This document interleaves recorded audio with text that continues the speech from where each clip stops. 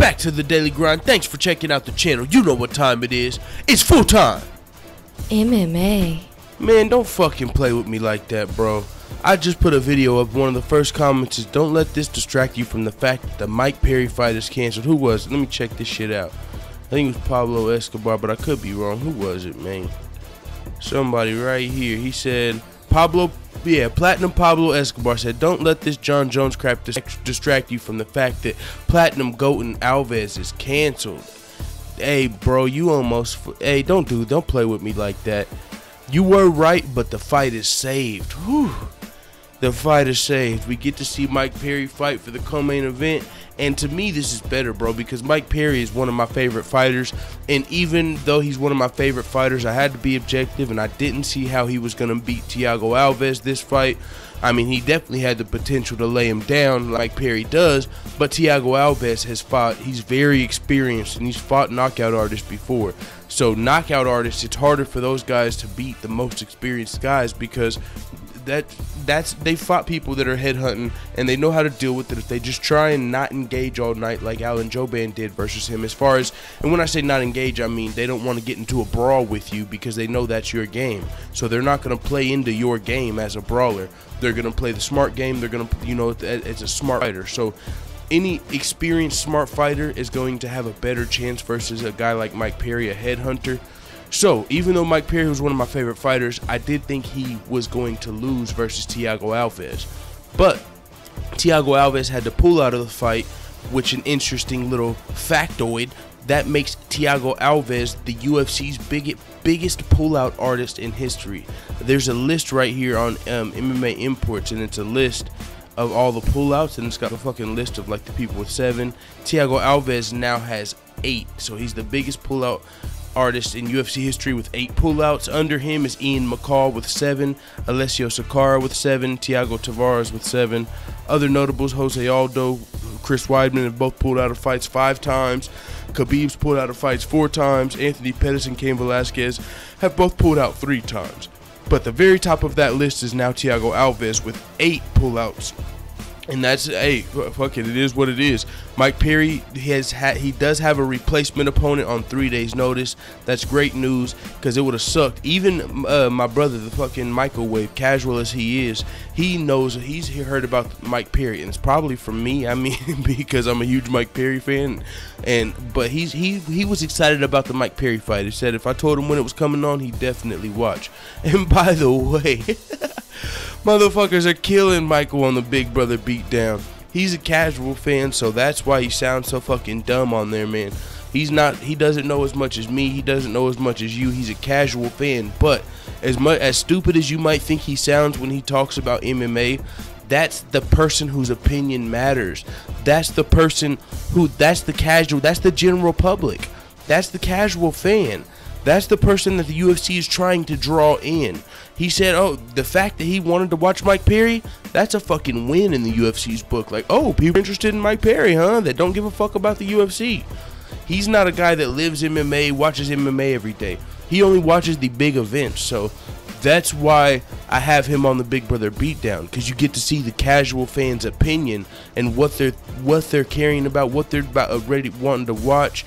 And so, I mean, I understand if what he says, you know, it sounds, you know, a little bullshit sometimes, but that's why it's like a debate. I kick his ass on it, and I enlighten him. So somebody who doesn't know as much about the UFC that might be like him, whenever they hear me explaining shit to him, they're gonna learn. So yes, when he talks, it might fucking make you cringe because he doesn't know what he's talking about all the time, but none of us do, so it is what it is. So lighten up, man.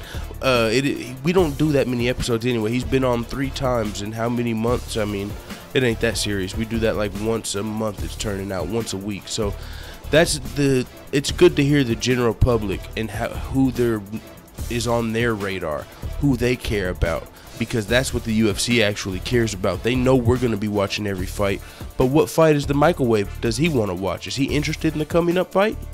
That it actually does matter, as much as you don't like hearing it. So with that being said, Mike Perry, the fight was saved by a guy named, I believe, Alex Reyes. Mike Perry came on Twitter and said, respect to my new opponent stepping up on 3 days notice. Let's see what you got, Alex Reyes. This is going to be good. Low-key, being selfish, I'm happy with this because Mike Perry's got 11 wins, 11 knockouts, or 10 wins, 10 knockouts, only 1 loss. And a short notice opponent, man, that's going to low-key continue his knockout spree. As to where if he was going against an Alex Reyes, no disrespect, I've just never heard of his name. I don't know if he's even from the UFC, but either way, he's not a veteran like Thiago Alves. He's not a veteran that's got over 30 fights, you know, that dealt with as many headhunters as somebody like Thiago Alves. So this is better if you're a Mike Perry fan, a Mike Perry fanboy. This is better for him. He's fighting a less experienced opponent, and you still get to see him fight. It would have sucked if the fight got canceled, but I mean, either way, respect to fucking Mike Perry for taking the Thiago Alves fight. It shows he's got a man on deck and he's willing to fight you, even if you're experienced, whatever the fuck. He ain't just out here trying to knock dudes out and build up his record. He's out here to fight people. The fact that he took the Thiago Alves fight show that. Thiago Alves pulled out of the fight on short days' notice. The fight was saved. Thiago Alves became the biggest pullout artist in UFC history with that. But it is what it is, man. I was really watching that fight for Mike Perry anyway. That's my fucking boy. I picked him to lose, but that's because I was being objective. So it is what it is, man. Let the haters know what the fuck you type at in the comments. Dude. P.S. Just a quick update. I wanted to throw this on the video because I just found it out. It's looking like Thiago Alves pulled the fight because he wanted to stay with his family for Hurricane Irma. You can be the judge on if you think that's good enough reason to pull out of the fight. I know some people like Amanda Nunes. There were some fighters out of Miami on UFC 215 that still fought, but it's up to you. I mean, I think it's a fine excuse. Now the only problem comes in when you're the biggest pullout artist in the UFC's. Now you broke that record. That's not a good record to break. Now you've pulled out more than anybody else in the UFC with 8 pullouts. So that's kind of like calling into work, you know. You call into work if it's an emergency, but if you do it a whole lot, man, on your last time, even if it's a real emergency or a real excuse, people aren't going to buy it. So the fact that he's the biggest pullout artist in history, are people going to buy the, you know, staying with your family, or why couldn't you bring your family with you? You know what I'm saying? There's going to be people that don't buy this. I'm fine with it because I understand if you've got a family and they're uncomfortable and they're no one knows if they're going to be displaced because of the hurricane, if they're going to get a shelter. You're not going to know when you get back, how to contact them, where they're going to be. You don't want to get lost just from the stuff going on in Houston. If that happens in Florida or wherever he's from or wherever he's fleeing from or staying at actually for Hurricane Irma, wherever he would be fleeing from, he doesn't know if there's the electricity's going to be there, if his family's going to be. I mean, you know, there's a lot of stuff going into that. But like I said, he's the biggest pullout artist in UFC history, so that kind of makes you think like, man, was it worth it though? You know, because now, what if you have to pull out again because of an injury? You know, it's just bad with that breaking that record. Even though I'm fine with this situation, man. I don't know if he's talking, if his entire family lives there, if it's just his immediate family, you know, I'm sure, because one of the things that came to my head is, you know, you would take your wife and your kids with you, as in where Amanda Nunes, she brought her family with her, but she's got a smaller family. But if your entire family lives there, maybe you want to be there with your entire family, you know, your mom, your dad, your brothers, your sisters, and not just your immediate family that you can with you to Pittsburgh or wherever you are going to be fighting.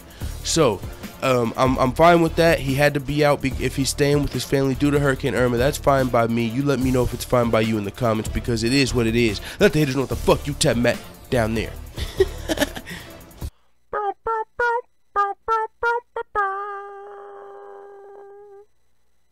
Today at the bank, an old lady asked me to help her check her balance, so I pushed her over.